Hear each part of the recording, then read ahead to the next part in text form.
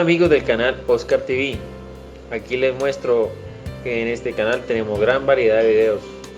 Espero que se suscriban y apoyen el canal. Aquí les dejo un muy buen video. Hola amigos, espero que estén pasando un muy buen día. Les agradezco que me apoyen en la iniciativa de salvar estos videos. Entonces, para que se suscriban al canal, me regalen un like y me lo ayuden a difundir. Que tengan un buen día.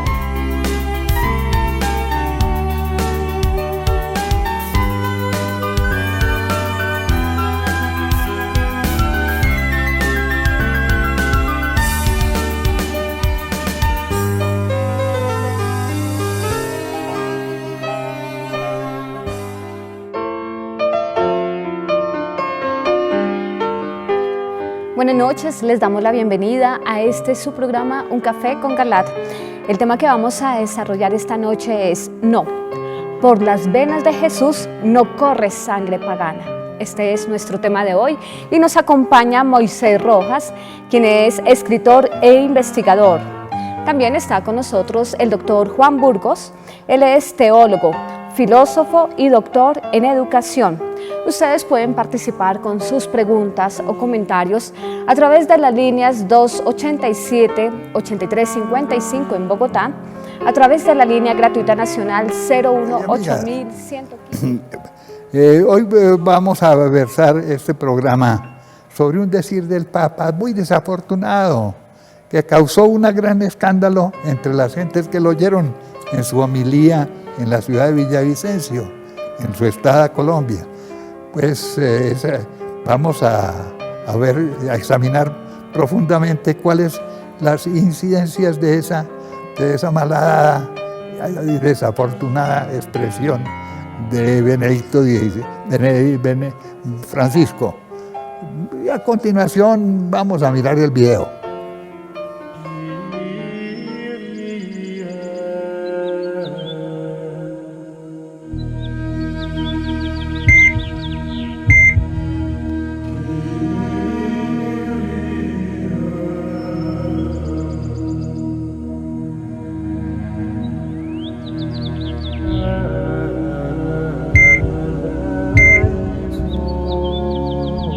No, por las venas de Jesús no corre sangre pagana. Parte 1. En el programa anterior nos referimos a la pasión de la Iglesia, que debe repetir en sí misma la que Cristo padeció hace 2000 años. Y como resumen de ese programa, vamos a presentar, antes de entrar en el tema de hoy, un par de páginas de una vidente irlandesa, María de la Divina Misericordia, injustamente censurada, perseguida y desprestigiada, pero muy veraz, valiente y muy actual. Dice el Señor Jesús: trataban de destruirlos. Tuve que soportar gran oscuridad cuando vi el mundo en el que yo habité una vez, convertido no solo en ciego con respecto a quién soy, sino al que nunca se le habría hablado de mí. Yo fui arrojado al suelo, mi cara presionada en el suelo, pateado, azotado, y mi ropa desgarrada por Satanás. Él me atormentaba, más allá de mi capacidad humana, y bajo extrema resistencia del cuerpo físico. A pesar de esto, se me dio la fuerza para seguir a enfrentar mi inevitable crucifixión, que me aterrorizaba. Mi amor por el hombre, sin embargo, reemplazaba mi miedo humano. Mis siervos consagrados, que se negarán a denunciarme, también sufrirán un aislamiento similar. Ellos serán desacreditados y puestos hacia un lado. Su aislamiento no será condenado por mi iglesia, debido al miedo que hay dentro de ella. Cuando fui flagelado, aquellos quienes llevaron a cabo los actos más crueles y viles sobre mi cuerpo se regocijaron. Se me consideró ser un hombre malvado y un falso profeta, y por eso ellos me azotaron. Ellos presumían de su santidad, de su rectitud y de su conocimiento de las Sagradas Escrituras, mientras vilipendiaban mi cuerpo. Ellos no pudieron aceptar la profecía de que su Mesías vendría a salvarlos. Aquellos que van a proclamar mi segunda venida sufrirán el mismo tratamiento. Cuando me desnudaron, ellos querían humillarme más a fondo, por lo que me vistieron con un trapo rojo que apenas me cubría. para profanar más mi cuerpo. Pero cuando clavaron las espinas, como agujas en mi cabeza, declararon que el Hijo del Hombre era un impostor y por lo tanto no digno de aceptación. Ellos rompieron mi ojo fuera de su cavidad, pero el dolor era irrelevante, sin importancia en comparación con su declaración de que yo no era aceptado como el Salvador de los hijos de Dios. Todas estas cosas han de ser repetidas en breve, cuando yo, Jesucristo, como jefe de mi iglesia, sea desechado y mi corona arrebatada. Un falso líder, el anticristo, se sustituirá como si fuera mi cabeza, y a diferencia del cordero inmolado, él usará una corona brillante de oro. Por debajo de esta fachada yacerá un corazón podrido, y junto con las mentiras, falsedades, blasfemias y herejías que derramará de su boca, él entregará todo como si fuera como la miel que brota de la colmena de la abeja. No estáis bajo ninguna ilusión. La bestia tendrá un aspecto hermoso, su voz suave, su gran porte. Él será guapo y atractivo, pero de su boca derramará veneno que envenenará vuestra alma. Cuando cargué mi cruz, no podía hacer esto por mí mismo. Era tan pesada que solo podía dar un paso a la vez y caminar muy lentamente. Mi cuerpo se desgarró en muchos lugares y por la pérdida de sangre me desmayé muchas veces, tan débil estaba yo. Estaba cegado de un ojo y las espinas en mi cabeza significó que la sangre, la que se vertía desde mis heridas, tuvo que ser continuamente enjugada por aquellos que caminaban junto a mí. De lo contrario, yo nunca habría sido capaz de dar otro paso hacia adelante. Lo mismo ocurrirá a mi iglesia remanente, la última estable de mi cuerpo. Ellos marcharán, así como yo lo hice, con una pesada cruz. Pero a pesar del dolor, el abuso, el sufrimiento y el derramamiento de sangre, ellos soportarán hasta el final. Porque mi preciosa sangre fluirá sobre sus almas a la par con mi propio dolor, mi propia crucifixión. Y, en el día, cuando ellos ya no celebren los sacrificios diarios de la misa, mi presencia llegará a extinguirse. Cuando llegue el día en donde mi cuerpo, mi iglesia en la tierra, sea finalmente saqueado, crucificado y profanado, todo va a cambiar para siempre. Mi cuerpo, mi iglesia, mientras siga viva en el mundo, es la que mantiene la vida. Pero cuando sea destruida, la vida, como vosotros la conocéis, habrá terminado. Cuando mi iglesia sea traicionada, sacrificada y desechada, al igual que mi crucifixión, esto señalará el final de los tiempos.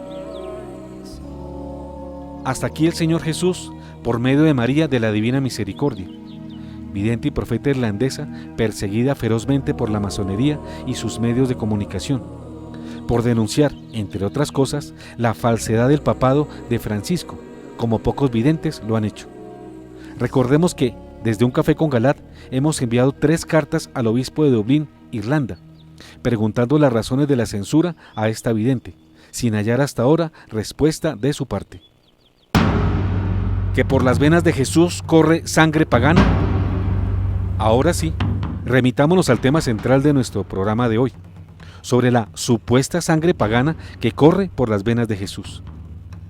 El Papa Francisco, en su muy reciente visita a Colombia, en la homilía pronunciada en la misa que celebró en la ciudad de Villavicencio, dijo que por las venas de Jesús corre sangre pagana. Son ellas, en la genealogía, las que anuncian que por las venas de Jesús corre sangre pagana, que por las venas de Jesús corre sangre pagana, que por las venas de Jesús corre sangre pagana. Esto lo mencionó el pontífice refiriéndose a 2 mujeres de la genealogía de Jesús, Rahab y Ruth, la primera filistea y prostituta de Jericó, que auxilió a los israelitas que se encaminaban a asaltar a esta ciudad donde ella residía. La segunda, una piadosa moabita que era pariente de Noemí y muy afecta a ella. Y aunque se asimilaron al pueblo judío, ninguna de ellas inicialmente perteneció a este pueblo. y por lo tanto podía considerarse como paganas. Y ser pagano o gentil era pertenecer a pueblos que no practicaban la circuncisión, y más aún, generalmente eran idólatras. Tal era el caso de los filisteos y los moabitas.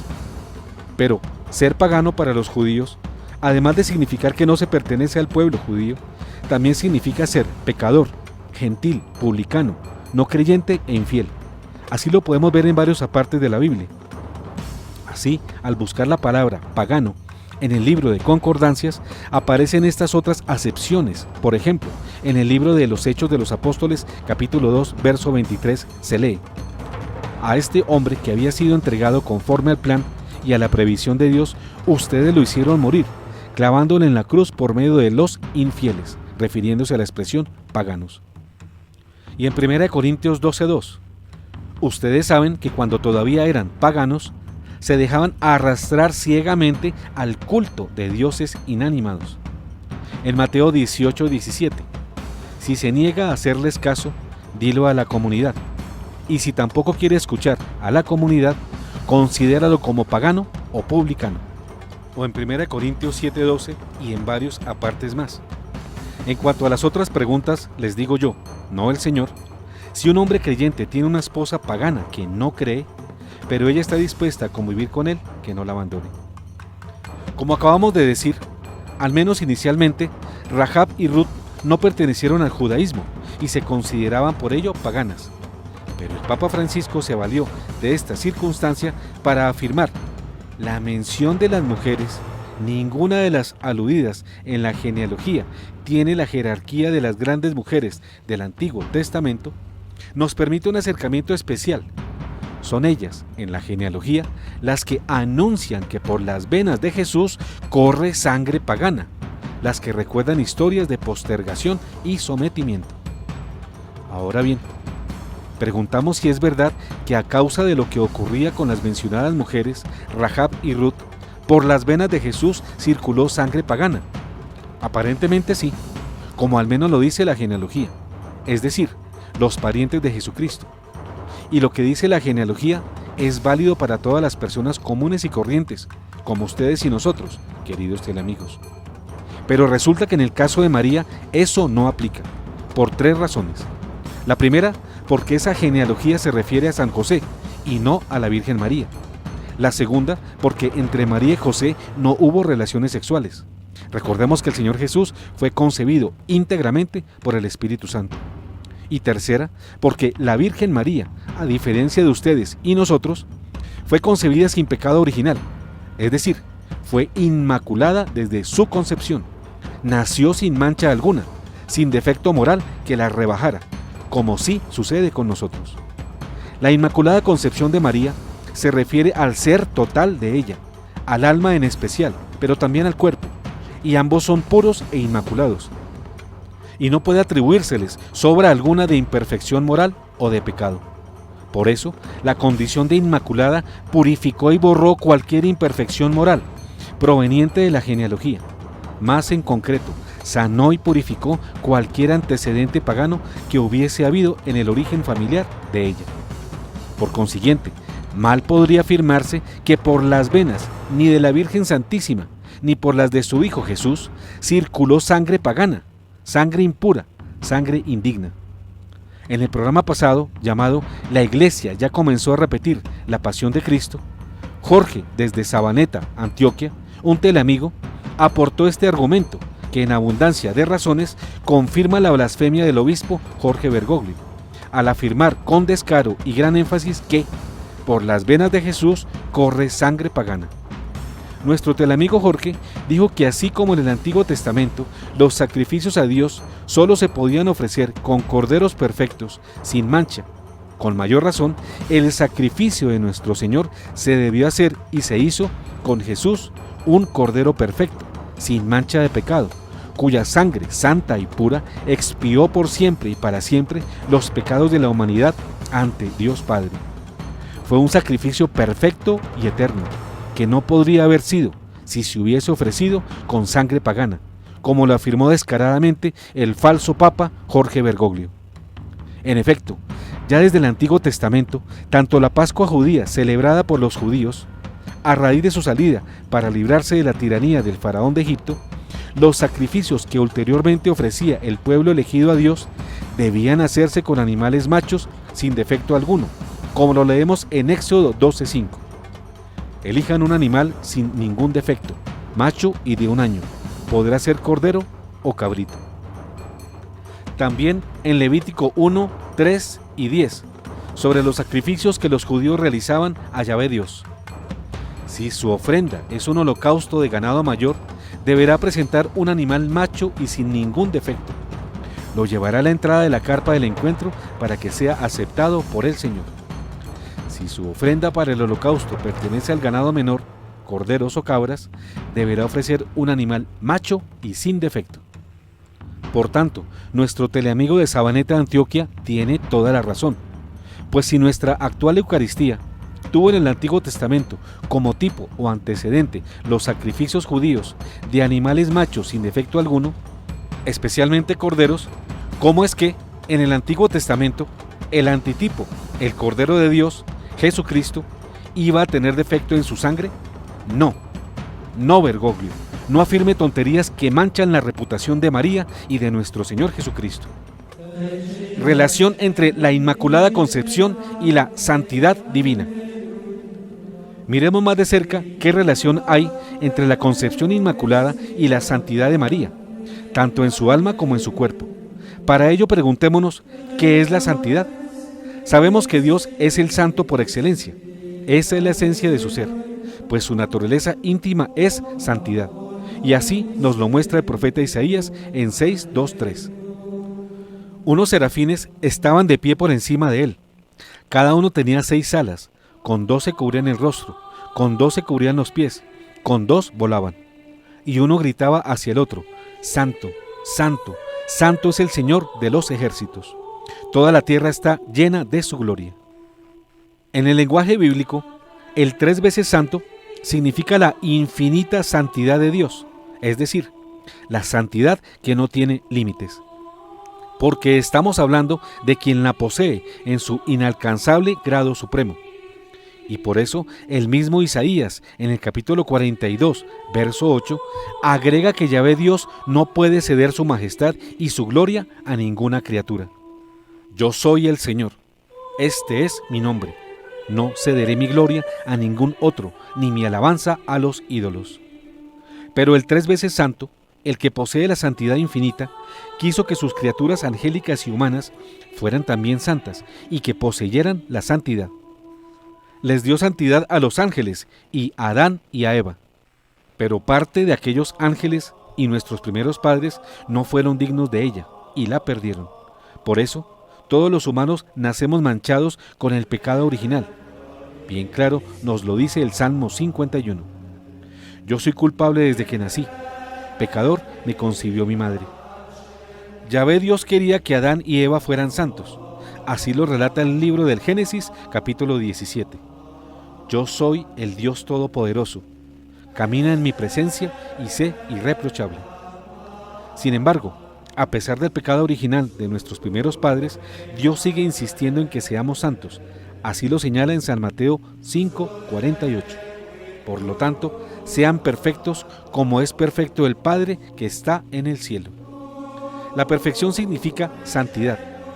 Por eso un profeta de Dios, que muchos conocimos y admiramos, Lino Antonio Sevillano Quiñones, acostumbraba a decir con cierta ironía humorística: el infierno está lleno de buenos. Sí, de buenos que dicen: yo no mato, yo no robo, yo no soy malo, yo por lo tanto soy bueno, y si me muero, me voy para el cielo.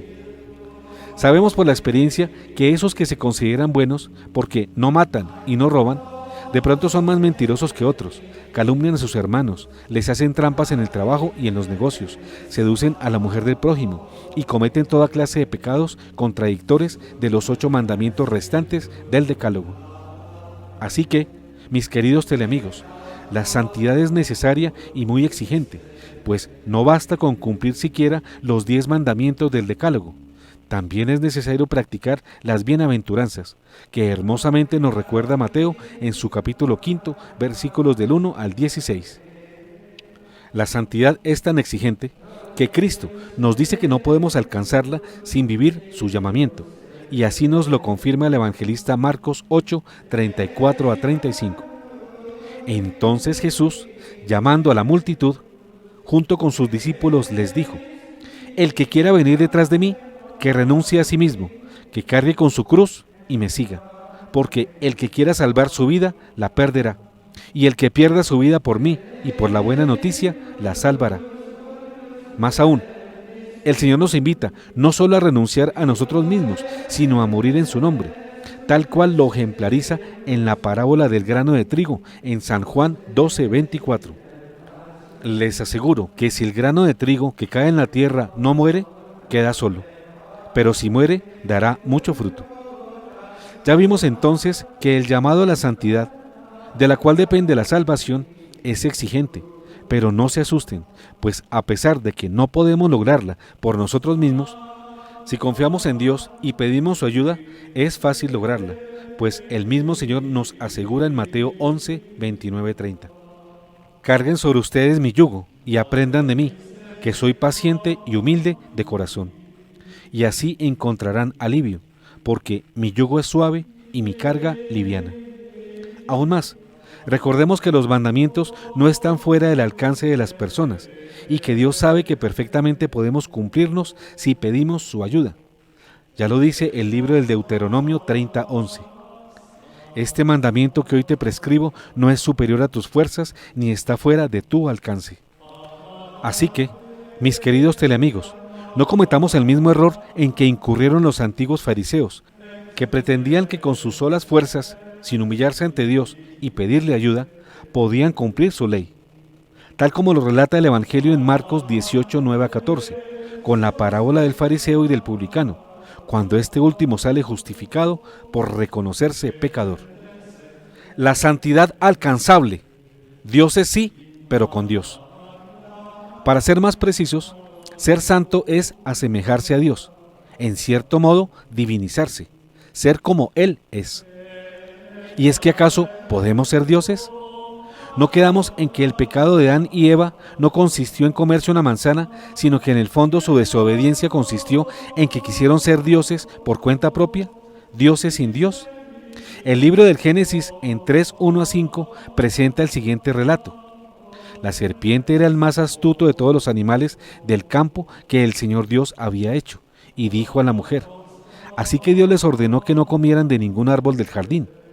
La mujer le respondió: podemos comer los frutos de todos los árboles del jardín, pero respecto del árbol que está en medio del jardín, Dios nos ha dicho: no coman de él ni lo toquen, porque de lo contrario quedarán sujetos a la muerte. La serpiente dijo a la mujer: no morirán. Dios sabe muy bien que cuando ustedes coman de ese árbol, se les abrirán los ojos y serán como dioses, conocedores del bien y del mal. Claro que el pecado de nuestros primeros padres fue menor que el cometido por la propia serpiente tentadora, porque el del diablo fue mucho más grave. Quiso ser Dios contra Dios. En cambio, el de Adán y Eva apenas fue el de ser dioses sin Dios. Es decir, Satanás les propuso a Adán y a Eva su propio pecado de soberbia, pero en la medida en que ellos podían cometerlo. En ambos casos se trata de pecados en que el ego se exagera a causa del orgullo. Ambas son faltas de humildad, horribles pecados de soberbia. Ser Dios sin necesidad de Dios es configurar la más pavorosa soberbia y con ella la egolatría. Ególatra es el que cree no depender de nadie distinto de él mismo. Sin embargo, las dependencias múltiples y bien reales que pesan sobre todo hombre deberían ser suficiente argumento para desinflar todas las jactancias del ego que se endiosa a sí mismo. Lo difícil es que la soberbia, raíz y motor de la autoidolatría, poco entiende de límites y de razones. En la perspectiva cristiana, no es posible que Dios haga en el hombre la obra de su divinización, sin que éste reconozca primero su condición de criatura y su propia insignificancia. He aquí otra diferencia tajante entre la divinización cumplida en Jesucristo, por Él y para Él, y la autoidolatría a que invita la nueva era. Mientras Dios hace de los humildes sus semejantes, el diablo de los soberbios hace los suyos. Sin embargo, Y a pesar de todo lo anterior, Dios nos quiere santos, semejantes a Él, divinos. Así lo expresa la carta a los Hebreos 12:10. Dios, en cambio, nos corrige para nuestro bien, a fin de comunicarnos su santidad. Pero, ¿por qué no decir este pensamiento con más claridad? Sin más rodeos y radicalmente, Dios nos quiere hacer dioses.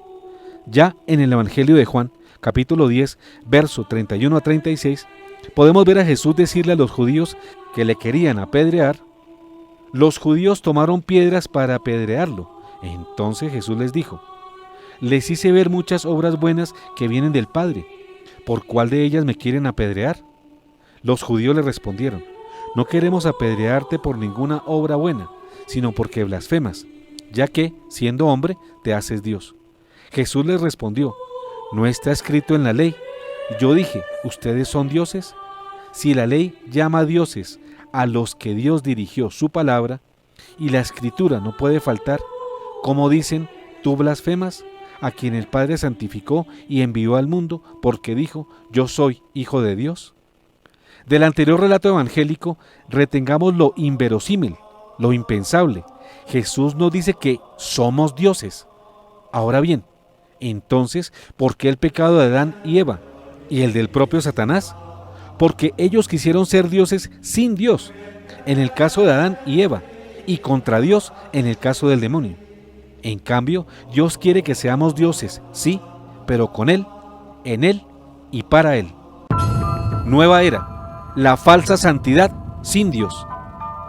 El pecado consiste en la autodivinización, es decir, en la pretensión de ser dioses por cuenta propia, que es lo que actualmente está ocurriendo especialmente en los países desarrollados de Europa y en los demás que les han imitado, con el llamado secularismo o laicismo, que significa pretender hacer una sociedad sin referencia alguna al Creador y Señor del universo.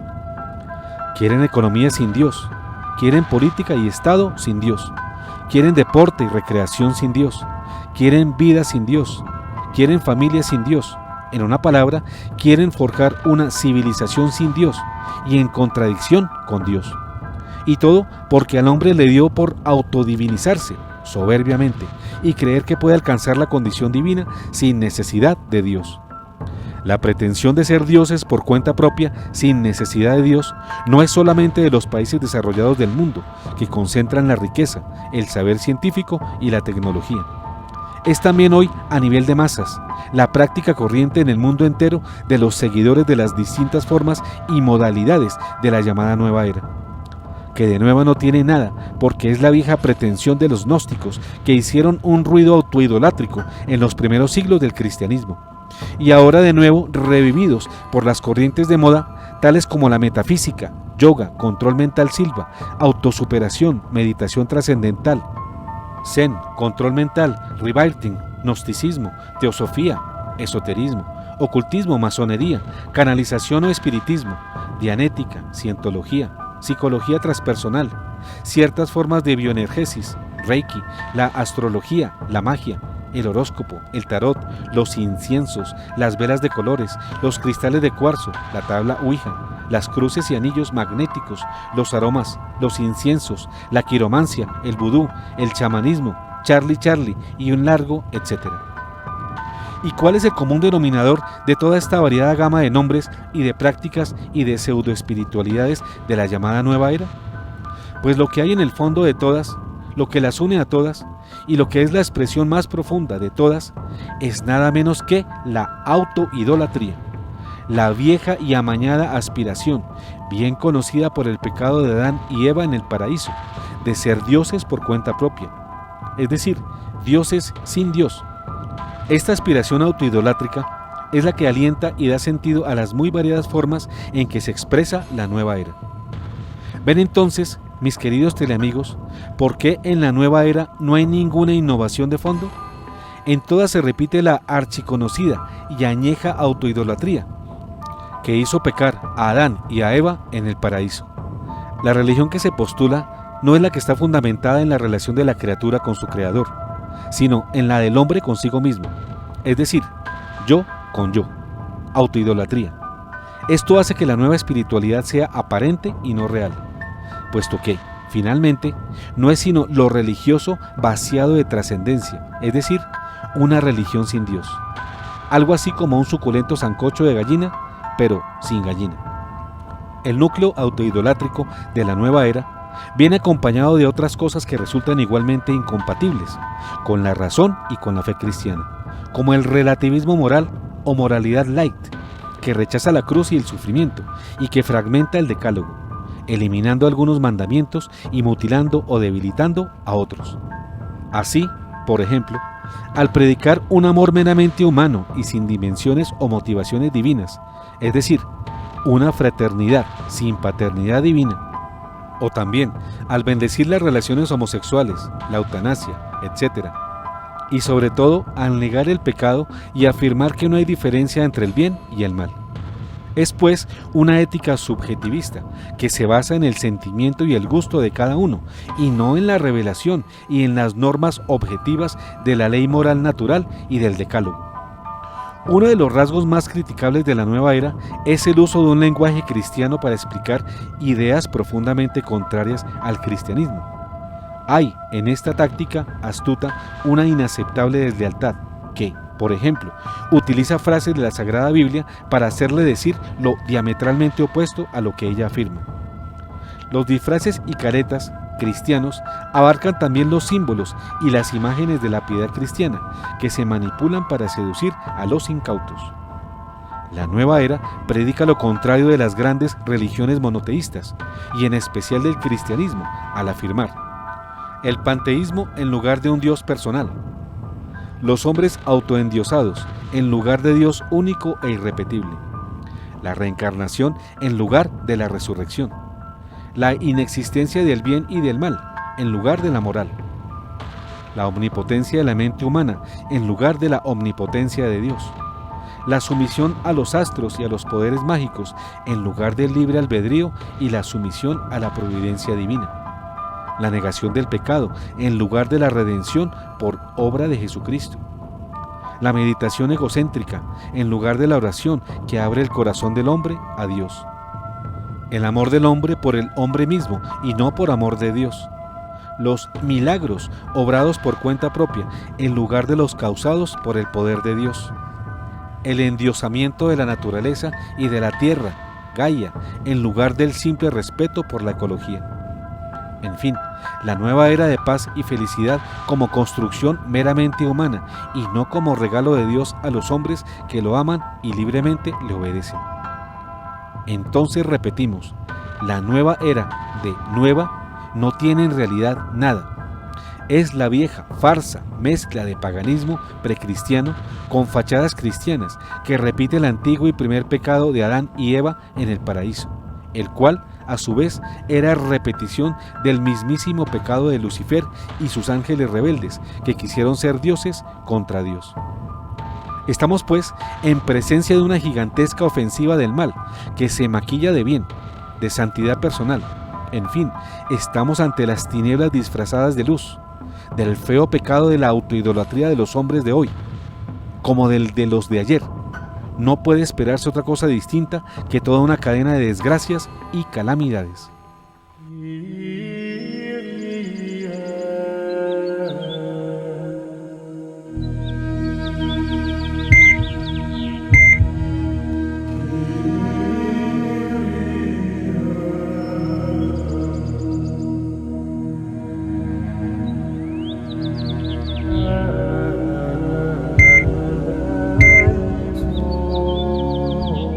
No, por las venas de Jesús no corre sangre pagana. Fin, parte 1.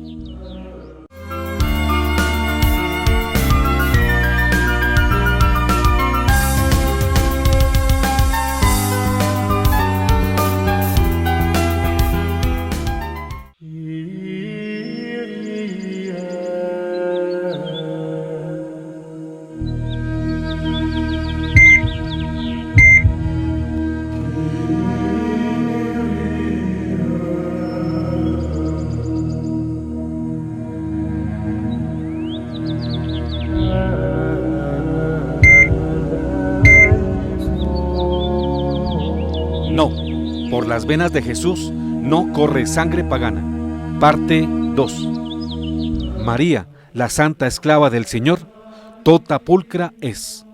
En cambio, la María llena de fe y obediente, que es nuestro modelo, nuestra guía y nuestro auxilio, aceptó con profunda humildad y abnegación la divinización proveniente de Dios. He aquí la esclava del Señor, hágase en mí según su palabra. Lucas 1:38. Algunos evangélicos se valen de la respuesta que Cristo dio a quienes le buscaban de parte de su madre y de sus hermanos para demeritar a la Virgen María.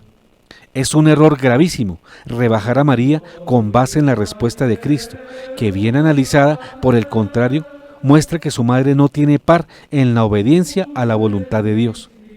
En Marcos 3, 31-35 podemos enterarnos de este episodio. Entonces llegaron su madre y sus hermanos, y quedándose afuera, lo mandaron llamar. La multitud estaba sentada alrededor de Jesús, y le dijeron: «Tu madre y tus hermanos te buscan ahí fuera». Él les respondió: «¿Quién es mi madre y quiénes son mis hermanos?». Y dirigiendo su mirada sobre los que estaban sentados alrededor de él, dijo: «Estos son mi madre y mis hermanos, porque el que hace la voluntad de Dios, ese es mi hermano, mi hermana y mi madre».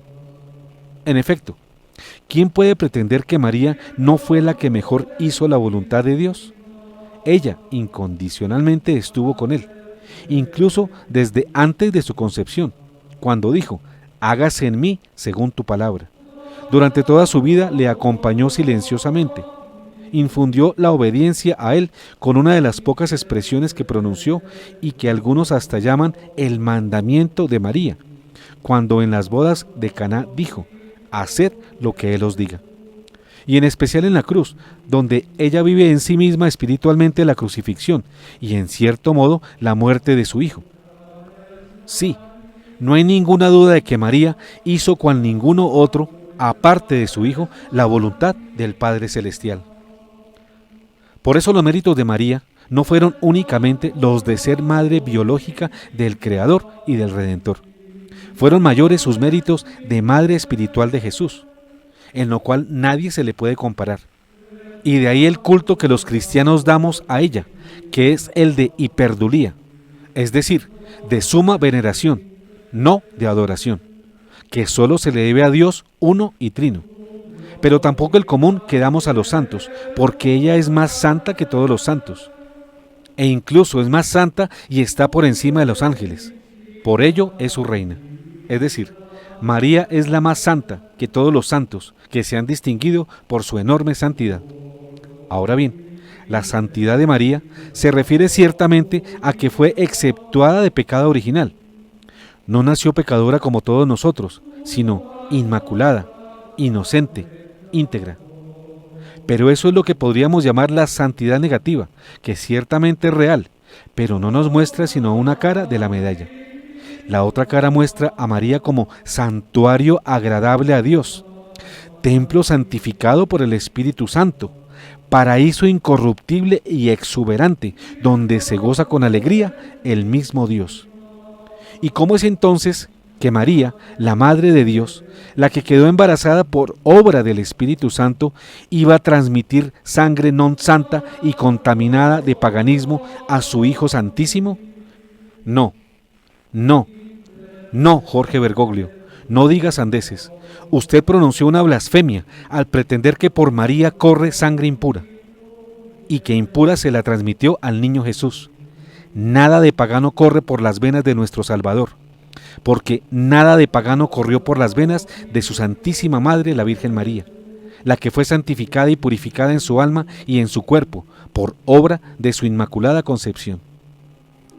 Santos y papas alaban la pureza de María.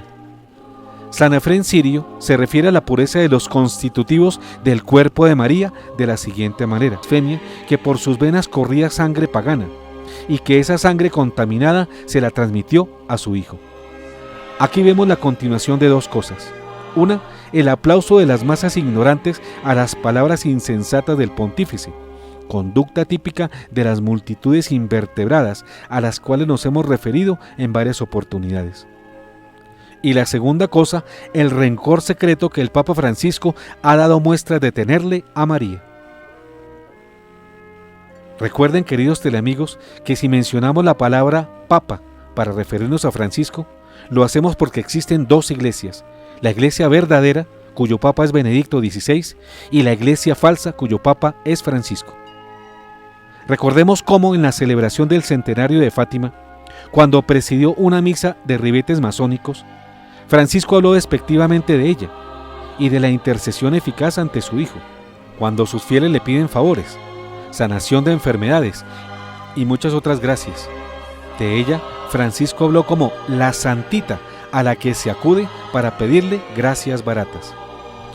Cuando todos los pontífices anteriores que han visitado nuestro país fueron humildemente a Chiquinquirá a saludar a la reina de Colombia, Francisco la hizo venir hasta la Catedral de Bogotá, en donde su saludo a ella fue aparentemente frío y no muy fervoroso. La ciencia confirma: la sangre de Jesús proviene de María. Refiriéndose en concreto a Tamar, Rahab, Ruth y Betsabé, mujeres paganas, luego conversas y justificadas ante Dios, Francisco hace en Colombia esta falsa aseveración: son ellas, en la genealogía, las que anuncian que por las venas de Jesús corre sangre pagana, las que recuerdan historias de postergación y sometimiento. Pero olvida el supuesto papa de toda la cristiandad, el falso papa Bergoglio, que ninguna de estas mujeres está en la genealogía de Nuestra Señora, la Santísima Virgen María, sino en la genealogía de San José, padre adoptivo y nutricio del Señor. Por ello, los antepasados paganos de Jesús, las mujeres Tamar, Rahab, Ruth y Betsabé, son parientes políticos, no pertenecientes al linaje sanguíneo del Señor, como sí pertenece al linaje de su Santísima Madre, la Virgen María.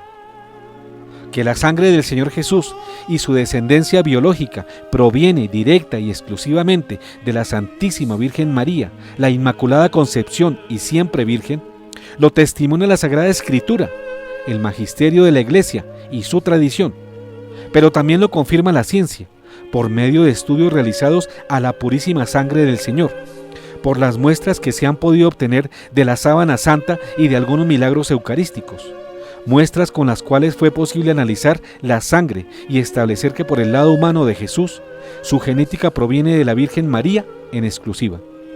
Por tanto, afirmar que por las venas de Jesús corre sangre pecadora, publicana, infiel y pagana es una blasfemia, una ofensa a Dios y a toda la Iglesia, hecha por el falso Papa Francisco. Estudios adelantados por el arqueólogo bíblico norteamericano Ron Wyatt a la sábana santa de Turín, así como al milagro de Buenos Aires de 1996, a una hostia consagrada que sangró luego del sacrilegio de recibirla en la mano, dejarla caer y abandonarla por considerarla sucia, hecho por el científico boliviano Dr. Ricardo Castañón Gómez, han establecido, entre otras cosas, que la sangre examinada es del tipo AB y solo tenía 24 cromosomas, de 48 normales en todas las personas, que corresponden únicamente a la madre, y los otros 24 que no aparecen son de naturaleza divina. En efecto, además de las investigaciones hechas por el científico Dr. Ricardo Castañón Gómez, que encuentran ADN humano en las muestras enviadas para su análisis y se determina que la sangre hallada en la hostia de Buenos Aires en 1996 es sangre humana que tiene un código genético humano. Las investigaciones hechas por el famoso arqueólogo norteamericano Ron Wyatt, luego de examinar muestras de sangre del manto de Turín en el que fue envuelto nuestro Señor luego de su crucifixión, arrojaron estos datos. Primero, que la sangre estudiada sigue viva. Segundo, que la sangre es humana, de un hombre, y que al hacer su estudio cromosomático, de los 48 cromosomas esperados, 24 cromosomas aportados por el padre y 24 por la madre, solo aparecieron 24 cromosomas, pero únicamente los aportados por el lado de la madre. En su testimonio sobre el estudio de la sangre del Señor Jesús, hecho por científicos judíos no creyentes en Israel, el Dr. Wyatt concluye: de manera que sus cromosomas, los de Jesús, Todas las características físicas vienen determinadas por el lado de la familia de la madre. Su masculinidad fue determinada por ese único cromosoma sexual que vino de una fuente que no es un varón humano. My question is that you said that you had the blood of our Lord examined by the Israelis. That's correct. What was their determination of that? Dried blood is dead blood.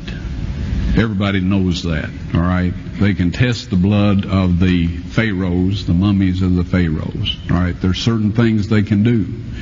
They cannot get a chromosome count by any method I'm familiar with, all right? Things keep changing. I don't profess to know everything. However, there's no way I know that you can get a chromosome count out of dead blood. You can get a DNA and some other things, but not a chromosome count, all right? That's done by living white blood cells.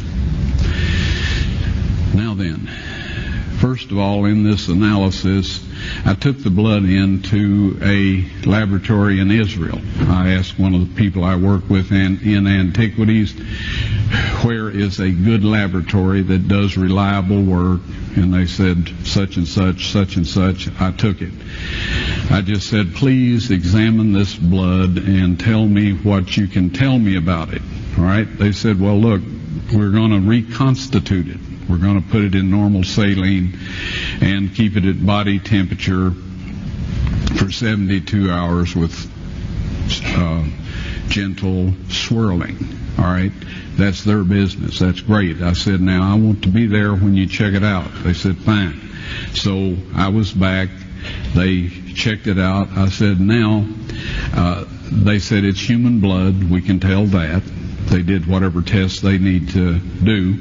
And then I said, take some of the white blood cells and put them in a growth medium and keep them at body temperature for 48 hours. And they said, well, that'll do no good because it's dead blood.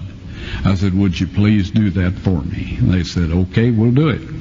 So anyway, I said, I want to be there when you take it out and examine it. So I was back there. They took it out, examined it under a microscope, and the one technician called the other one over there, and then they called the boss over there, and they were talking Hebrew a mile a minute there for a little bit, and they looked at me and they said, Mr. Wyatt, this human blood only has 24 chromosomes in it. Everybody else has 46. You see, 23 from your mother, 23 from your father, 22 autosomes from your mother, 22 autosomes from your father. You get an X from your mother, you may get an X or a Y from your father, all right?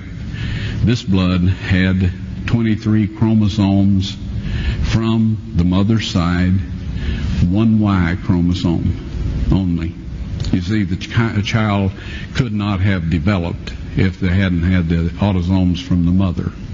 So all of his physical characteristics were determined by his mother's side of the family, her autosomes. His maleness was determined by this one Y that came from a source, not a human male. Then they said, this blood is alive. And then they said, whose blood is this?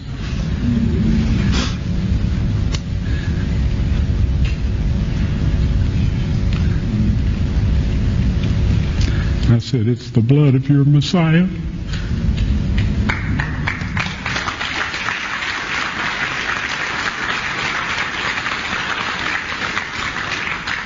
And I assure you, those men's lives have changed.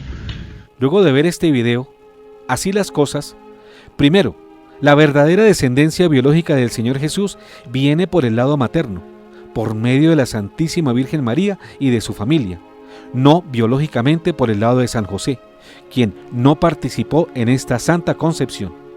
Y esto en el elemento en que María no hubiese sido preservada sin mancha de pecado, como efectivamente sí lo fue, ya que su concepción fue inmaculada. Ella nació libre de pecado, acción divina que limpió todo rastro de pecado en su pasado, en su vida y en la procedencia del Señor Jesús.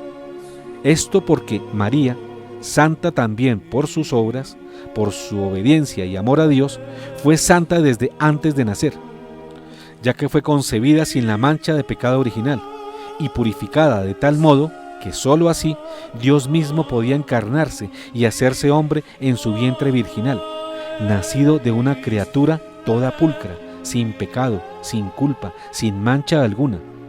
Pura e inmaculada, fue la mujer preparada desde toda la eternidad para concebir a Dios Redentor y para poder transmitir esa pureza carnal a su Hijo, concebido por el Espíritu Santo, tercera persona de la Santísima Trinidad, aportante único de la otra mitad genética de Jesús, que solo la puede aportar el Padre y que no aparece en los estudios realizados a la preciosísima sangre del Señor. Pretender igualar la condición divina de Jesús a la condición pecadora de los hombres, al afirmar que, como pasa con todos nosotros, por las venas de Jesús corre sangre pagana, como lo hizo el obispo Bergoglio en Villavicencio, Colombia, el pasado 8 de septiembre, día de la celebración del nacimiento de la Santísima Virgen María, es un monstruoso falso intento por acercar más a Jesús a los hombres. Es un descarado engaño infernal que, por buscar agradar al hombre más pecador de la historia, al hombre de este tiempo, pisa y pone por el suelo la realidad divina de Jesús, quien se hizo verdaderamente uno de nosotros y en todo fue semejante a nosotros, excepto en el pecado, como lo expresa el Nuevo Testamento, los símbolos y los concilios, así como se expresa en Hebreos 4:15, donde podemos leer: no es nuestro pontífice tal que no pueda compadecerse de nuestras flaquezas, antes fue tentado en todo a semejanza nuestra, fuera del pecado. Y en 2 Corintios 5:21, a aquel que no conoció el pecado, Dios lo identificó con el pecado en favor nuestro, a fin de que nosotros seamos justificados por él. También esta afirmación del obispo argentino Jorge Bergoglio es una ofensa mayor a la realidad pura, virginal e inmaculada de la Santísima Virgen María, dicha el día de la conmemoración de su nacimiento, 9 meses luego de su inmaculada concepción, el 8 de diciembre. No comprendemos cómo quienes dicen amar a la Santísima Virgen María y quienes han recibido tantos regalos por medio suyo, pueden aplaudir esta falsa enseñanza de un hombre, el falso profeta Francisco, a quien defienden y tratan como si fuese un santo en vida. También es curioso el nuevo oficio de muchos clérigos, periodistas y laicos, quienes justifican todos los errores de Francisco y salen prontos a defender, interpretar y traducir sus continuas herejías y buscan explicar lo que en realidad quiso decir Francisco ante sus falsas enseñanzas. Estos nuevos esto quiso decires, siervos fieles del obispo Bergoglio, profesionales y aficionados, no hacen ningún bien a la Iglesia y sí mucho mal, y traicionan con sus falsas explicaciones y confusión a Dios, a quien dicen servir y amar. Máxime cuando está demostrado ya el oscuro origen e infernales propósitos del obispo de Buenos Aires. Que el cielo se apiade de todos nosotros por permitir esto y callar ante tan grave ofensa a la Santísima Trinidad, a su Santísima Madre y a su Iglesia. Bergoglio, como con una lanza, atraviesa el cuerpo de Cristo. Respecto al tema del día de hoy, cuyo título es No, por las venas de Jesús no corre sangre pagana, en nuestro programa anterior citamos las hermosas reflexiones de Montserrat San Martí Fernández, del diario digital comovaradealmendro.es. Ahora queremos referirnos a otro autor de esta página, que firma con el seudónimo de David de Jesús, y que en su artículo titulado Señor, ¿qué sentiste al escuchar que por tus venas corre sangre pagana? Relato de un sueño. Refiere, entre otros, los siguientes apuntes, a partir de un sueño en el que dice que el Señor le habló así. Relata David de Jesús su sueño visión. Has de saber que de mi preciosísima sangre derramada en la cruz por ustedes surge mi infinita misericordia. Si la sangre que corre por mis venas fuera pagana, sería falsa mi misericordia. En Colombia yo dejé ver públicamente ante el mundo cuál es la verdadera sangre pagana que mancha actualmente la blancura de mi cuerpo místico con la blasfemia. Esa blancura mancillada con la herejía y la apostasía que pretenden imponer. Todos la visteis sobre el hábito blanco. Esta afirmación de que por mis venas corre sangre pagana lacera mi cuerpo místico, tal y como lo hiciera la lanza del soldado romano en mi cuerpo físico, y muy pronto será la crucifixión. Mi iglesia santa y católica está gravemente herida. Esa afirmación, con altísimo efecto dominó, va directo a la esencia de mi sagrada doctrina católica, de la fe de mis hijos y de la salvación de sus almas por las siguientes razones. 1. Ataca el dogma de la Inmaculada Concepción, que afirma que mi madre fue concebida por obra y gracia del Espíritu Santo, pura y sin mancha. 2. Ataca el dogma de la castidad de mi padre adoptivo, San José. 3. Ataca el dogma de la pureza virginal de mi madre. 4. Pone en duda la consagración de mi sangre en la Santa Misa. 5. Pone en duda el poder de mi preciosísima sangre. 6. Busca destruir la devoción a mi preciosísima sangre. 7. Ataca y pone en duda a mi sagrada familia. 8. Ataca la celebración de la fiesta de mi nacimiento en la Navidad. 9. Ataca mi coronilla de la misericordia que yo mismo pedí a mi hija amada Faustina. Recuerden mi oración: oh sangre y agua que brotaste, y, Padre eterno, te ofrezco el cuerpo, la sangre, el alma y la divinidad. 10. Ataca los misterios de la Semana Santa. 11. Ataca mi pasión y muerte, la que también ha llamado disque mi fracaso. 12. Ataca todos los misterios del Santo Rosario. 13. Ataca el sacramento de la Eucaristía y todos los otros sacramentos. 14. Niega que yo, Jesús, soy hijo de Dios hecho hombre. 15. Niega mi divinidad. 16. Pone en duda la acción de mi Espíritu Santo y la existencia de mi Santísima Trinidad. 17. Pone en duda todos mis milagros eucarísticos. 18. Si ataca mi preciosísima sangre, también ataca mi sagrado cuerpo. 19. Niega todo el credo católico. 20. Desanima las visitas a mí en el Santísimo. 21. Alimenta un falso ecumenismo, exaltando los errores del protestantismo. 22. Niega mi martirio. 23. Se desacraliza aún más la iglesia y se hace más mundana. 24. Se atacan los fundamentos de la catolicidad. 25. Se ataca mi sana doctrina católica. 26. Se ataca mi sagrada liturgia. 27. Se ataca la sagrada tradición de mi iglesia. Queridos teleamigos, acaban de oír ustedes la lista de impresionantes desastres que se siguen de las palabras injustas y contrarias a la verdad que el obispo Jorge Bergoglio pronunció en la homilía predicada en la ciudad colombiana de Villavicencio. Estos desastres, como ya lo dijimos, fueron oídos y aplaudidos por las multitudes ignorantes, mas no así por los clérigos que aplaudieron también, cuando Bergoglio afirmó que por las venas de Cristo y de su madre circulaba sangre pagana. Pero las masas al fin y al cabo son masas, y como dice el dicho, ¿a dónde va la gente? A dónde va Vicente. Y esto así Vicente vaya a lanzarse a un precipicio. Pero la obligación de los pastores es precisamente ver lo que las masas de ovejas no ven, y advertirlas sobre los peligros y los males que las van a golpear. No unirse en coro con estas alabando la blasfemia del supuesto Papa Bergoglio. Luego de esta ofensa de Bergoglio, hemos oído a sacerdotes colombianos en sus púlpitos decir que esta es una de las mejores enseñanzas del pontificado de Francisco, y por cierto es una de sus más descaradas atrocidades, con la que se desenmascara una vez más el falso profeta. Por eso nuestras mayores angustias se refieren a los prelados que estuvieron presentes en dicha celebración litúrgica, especialmente al ordinario del lugar, hoy presidente de la Conferencia Episcopal de Colombia, Monseñor Óscar Urbina, quienes se tragaron el sapo entero y que con su mutismo condescendieron con los exabruptos del falso Papa Francisco.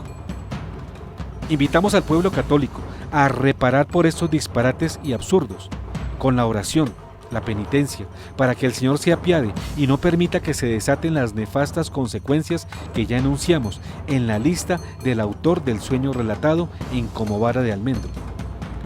Porque todo el pueblo católico debe levantarse y decir a Jorge Bergoglio y al mundo: no, por las venas de Jesús no corre sangre pagana.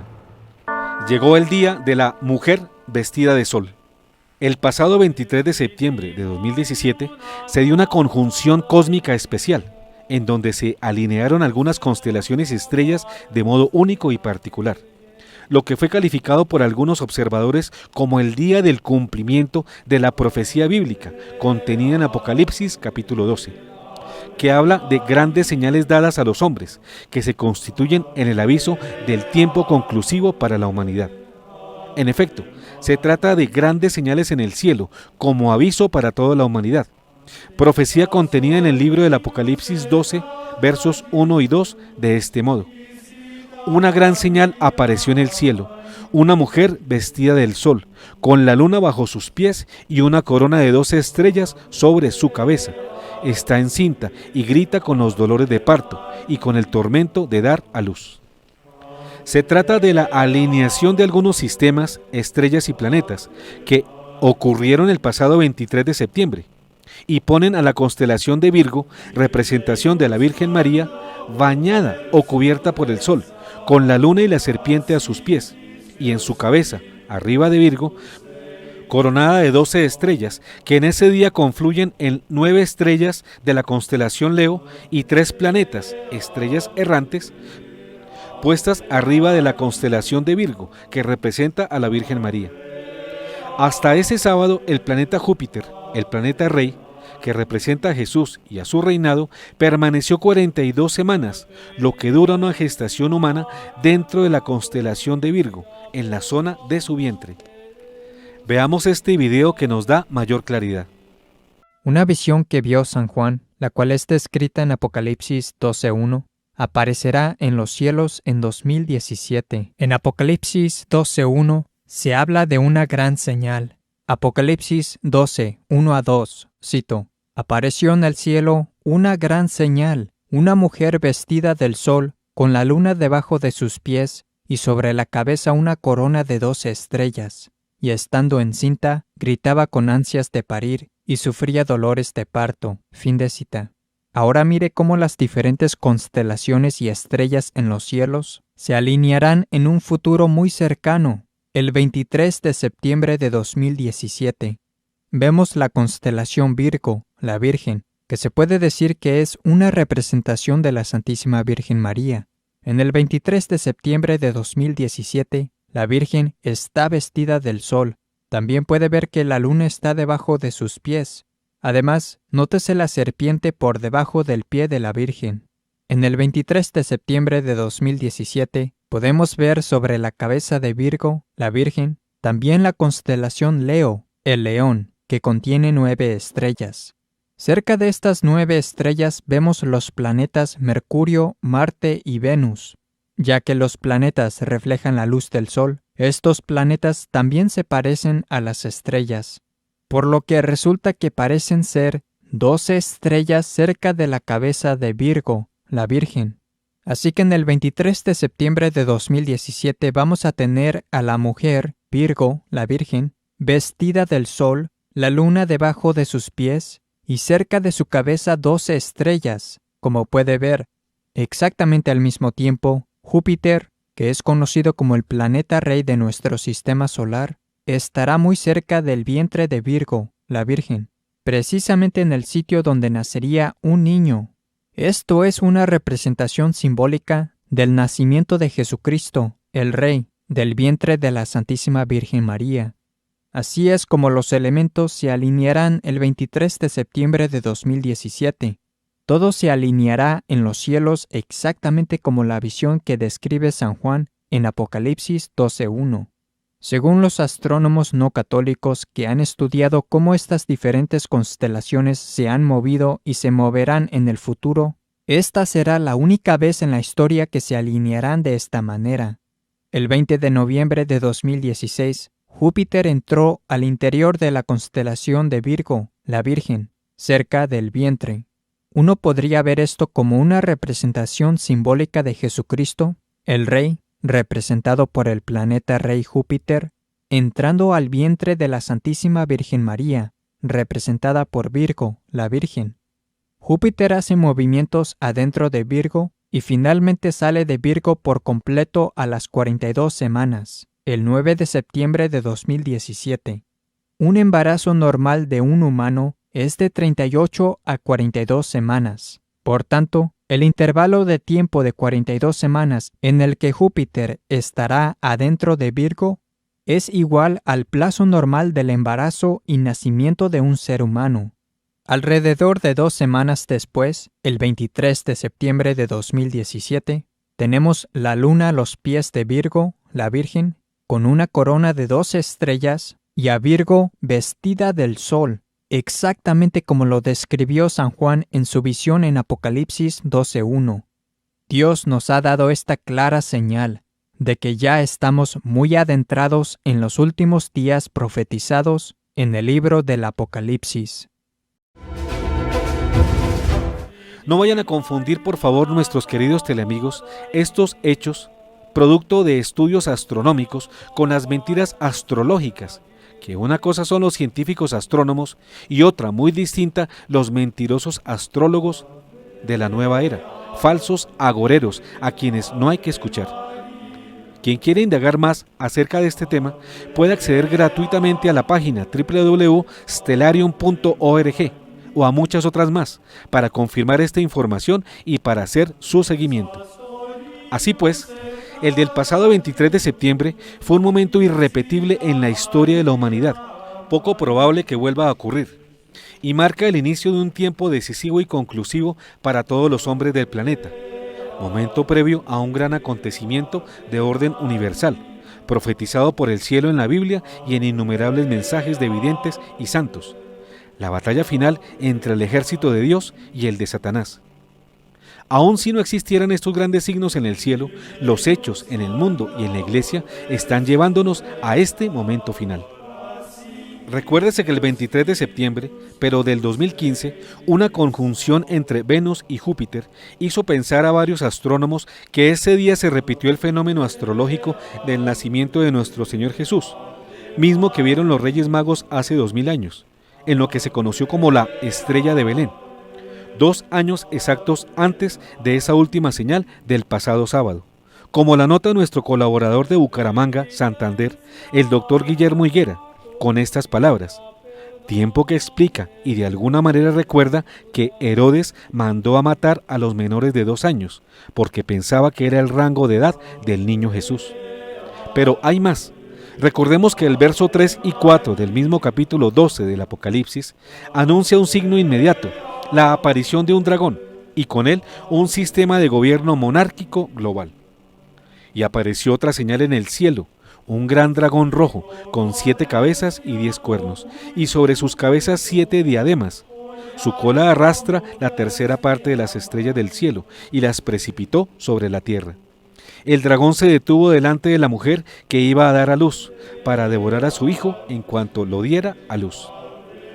Así como también se da el anuncio de la persecución de la iglesia, que debe huir al desierto, iglesia remanente, como lo señala el mismo texto en los versos 5 y 6. La mujer dio a luz un hijo varón, el que ha de regir a todas las naciones con cetro de hierro, y su hijo fue arrebatado hasta Dios y hasta su trono. Y la mujer huyó al desierto, donde tiene un lugar preparado por Dios para ser allí alimentada 1260 días. Hay que anotar que según el calendario judío nos encontramos en el año 5777, año profetizado por varios rabinos como el año de la aparición de su Mesías, quien es el anticristo, el falso Mesías, el Anomos, a quien el falso profeta, el Papa Francisco, viene preparando el terreno para su aparición y la instauración de su gobierno mundial de corte socialista comunista. Por distintos medios hemos sabido que ya se tiene todo listo para renovar el sacrificio en el tercer templo judío, que se encuentra en vías de su restauración. Tienen ya nombrado el sumo sacerdote, han recuperado el candelabro de oro, la menorá, tienen ya la vaca roja y los ornamentos y vasos sagrados para retomar el culto, según está profetizado. Asimismo, sismos, volcanes, inundaciones y cataclismos naturales vienen empujando el cataclismo económico-político que marca el inicio de la tribulación humana.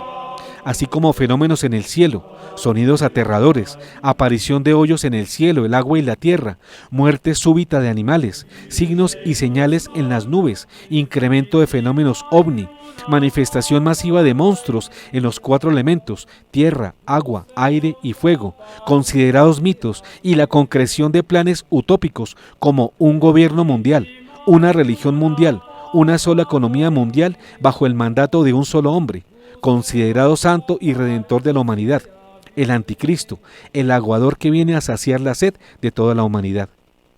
El verso 7 del capítulo 12 del Apocalipsis señala la confrontación final entre las huestes del cielo y las del infierno, que tienen una estrecha relación con los miles de casos de sonidos extraños y aterradores en el cielo, escuchados en todo el planeta desde hace algunos años. Entonces se entabló una batalla en el cielo. Miguel y sus ángeles combatieron con el dragón. También el dragón y sus ángeles combatieron. Y el verso 8 y 9 marca la derrota del ejército comandado por el dragón, Satanás, la antigua serpiente. Dice la Biblia: pero no prevalecieron, y no hubo ya en el cielo lugar para ellos, y fue arrojado el gran dragón, la serpiente antigua, el llamado Diablo y Satanás, el seductor del mundo entero, fue arrojado a la tierra y sus ángeles fueron arrojados con él.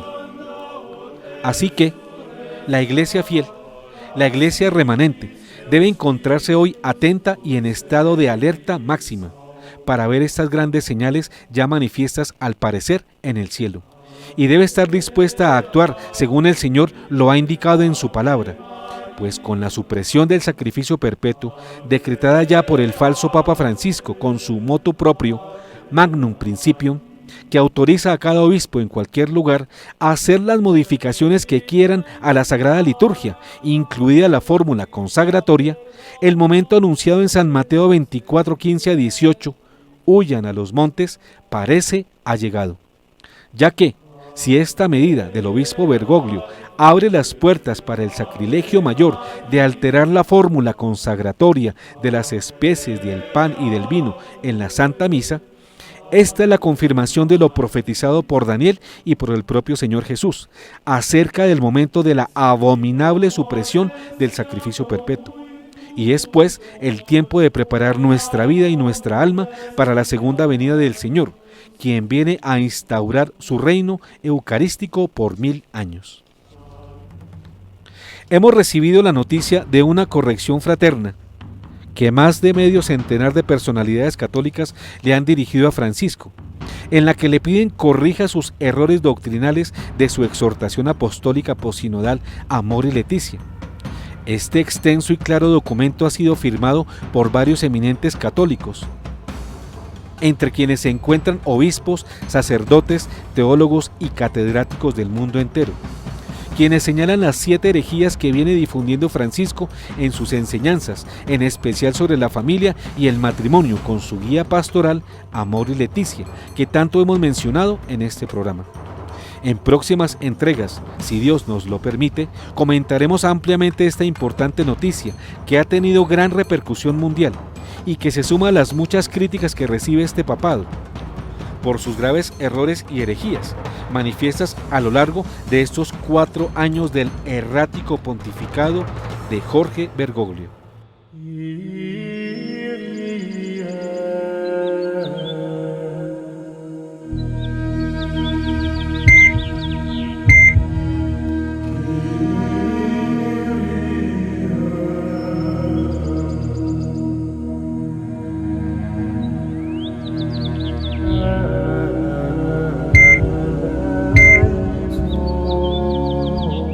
No, por las venas de Jesús no corre sangre pagana.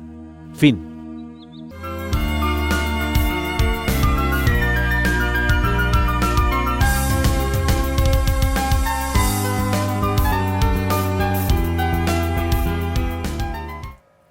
No, por las venas de Jesús no corre sangre pagana. Este es nuestro tema de hoy.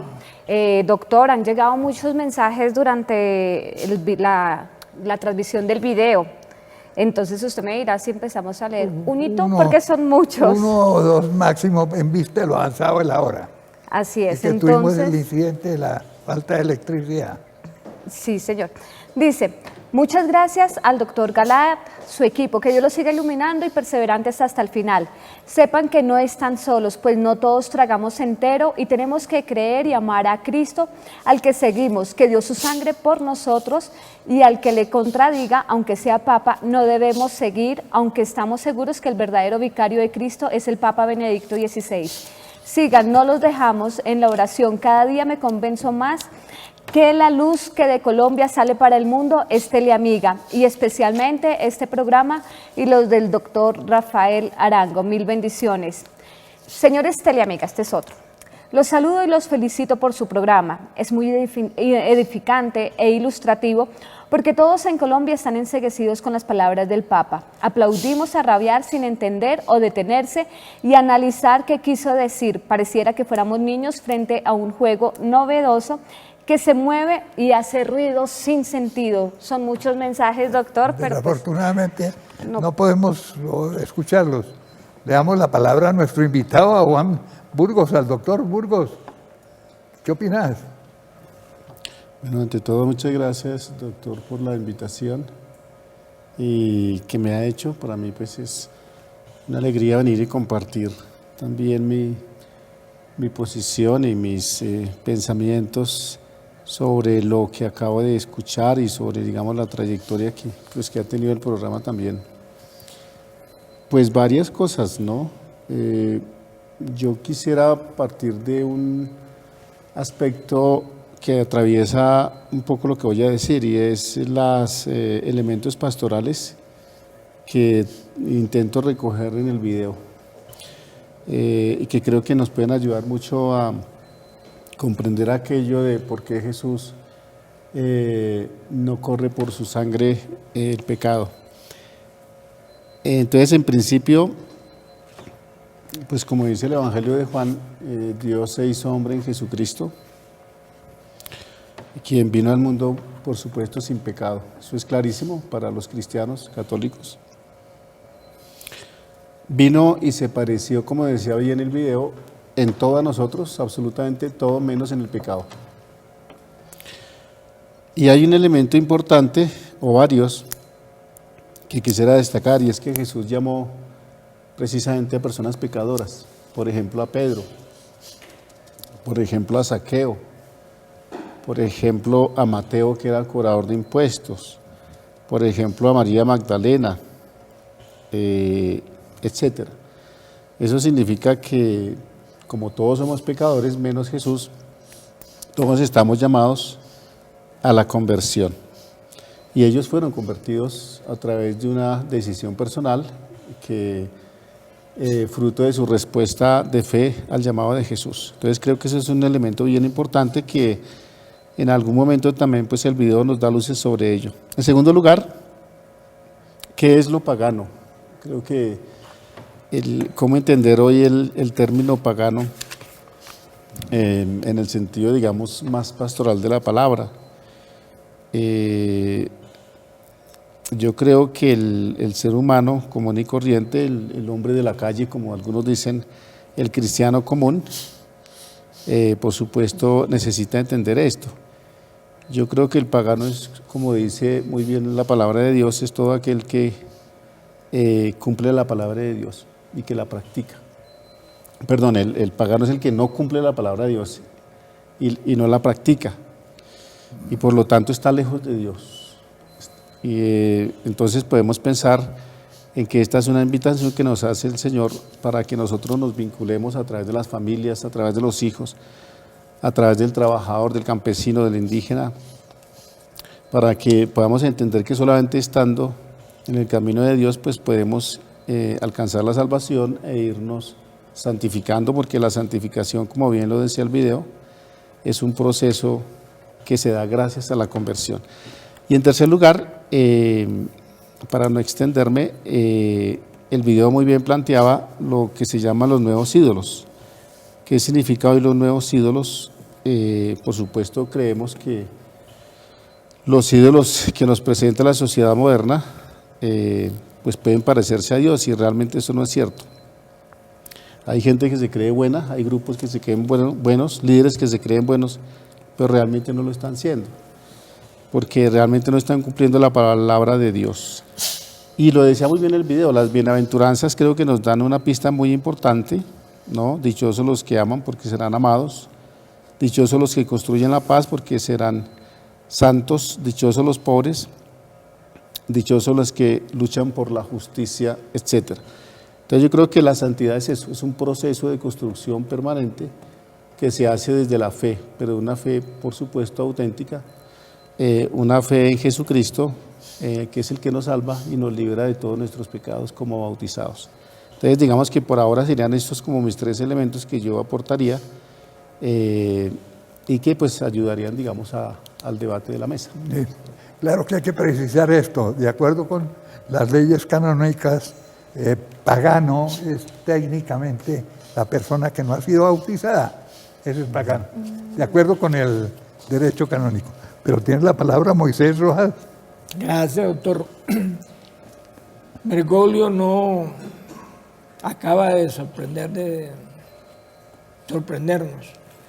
Y esa capacidad de sorpresa que se ha perdido parece ser cuando esas multitudes siguen, yo diría que visceralmente, esas cosas hermosas que dice, porque realmente Bergoglio dice cosas hermosas. Pero una cosa es la cosa hermosa que dice y otra cosa es la doctrina que está predicando. Con esta afirmación en Villavicencio acaba con la divinidad de Cristo. Cristo no puede tener pecado, es Dios. Su condición infinitamente santa, de santo, no puede permitir que Él cometa pecado. La naturaleza humana de Jesús es perfecta. No tiene pecado, como nos lo dice Hebreos 4:14. Teniendo pues un gran sumo sacerdote que penetró los cielos, Jesús, el Hijo de Dios, mantengamos nuestra confesión de fe, pues no tenemos un sumo sacerdote que no pueda compadecerse de nuestras flaquezas, ya que ha sido probado en todo como nosotros, excepto en el pecado. También acaba con el dogma de la Inmaculada Concepción de María, que según Ana Catalina Emmerich, en la concepción de María no hubo relación sexual entre Joaquín y Ana. Simplemente hubo un hecho extraordinario. Y afirma también Catalina de Emmerich que así nacerían todos los hombres si Adán y Eva no hubieran cometido el pecado que cometieron. Es evidente que Bergoglio quiere acabar con la iglesia y llevar a una iglesia universal. Prueba de ello es las celebraciones que se están haciendo de lo que se llama Santa Memoria, que está aboliendo totalmente la Eucaristía. Parece ser que el 31 de octubre, fecha especialmente satánica, va a institucionalizar ya, con el motu propio que sacó últimamente, esta abolición total de la Eucaristía, que da cumplimiento a la profecía de Daniel en Daniel 11:31, que dice que profanarán el sacrificio perpetuo, el santuario y la ciudadela y abolirán el sacrificio perpetuo.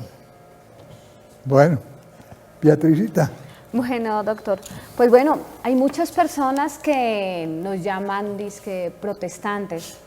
Yo quiero aclararles a estas personas que tal vez nos dicen así, que protestantes son justamente aquellas personas que niegan la tradición.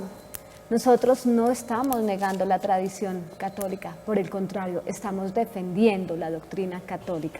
Así que no se confundan con este término, porque si algo ha tenido en especial Teleamiga es que se ha caracterizado siempre por defender y cuidar la sana doctrina. Somos un canal que defendemos siempre la palabra de Dios, basado también en la sana doctrina, así que no nos confundamos. Y doctor, quiero hacerles 2 invitaciones, una que me pidió también Alejandro Pedraza que les transmitiera esta invitación, y es al concierto de Philokalia Cantorum, es un concierto de música sacra. Esto será el viernes 6 de octubre a las 8 de la noche en la parroquia San Juan de Ávila. Quienes deseen tener mayor información se pueden comunicar a los números 321 333-7396 o al 313-893-9331. También les dejo unos regalos y es que para las primeras 4 personas que nos escriban hoy por WhatsApp y nos digan cuáles fueron los invitados de esta noche, ganarán un pase doble para asistir a este concierto. Las primeras 4 personas que nos escriban por WhatsApp. Y la otra invitación es para las jornadas de oración y liberación que realizaremos este fin de semana. Será en Medellín el sábado 30 de septiembre en el Hotel Nutibara. En Bogotá será el 1 de octubre en el Centro de Convenciones AERE y el 2 de octubre será en Bucaramanga, con temas súper importantes, con un sacerdote que tiene dones de sanación, de liberación, así que los esperamos a todos. Quienes deseen tener mayor información se pueden comunicar al 320-439-5475. Muchas gracias. Bueno, gracias, doctor. Quiero subrayar, viste que la hora está avanzada. Quiero subrayar algo que tú dijiste.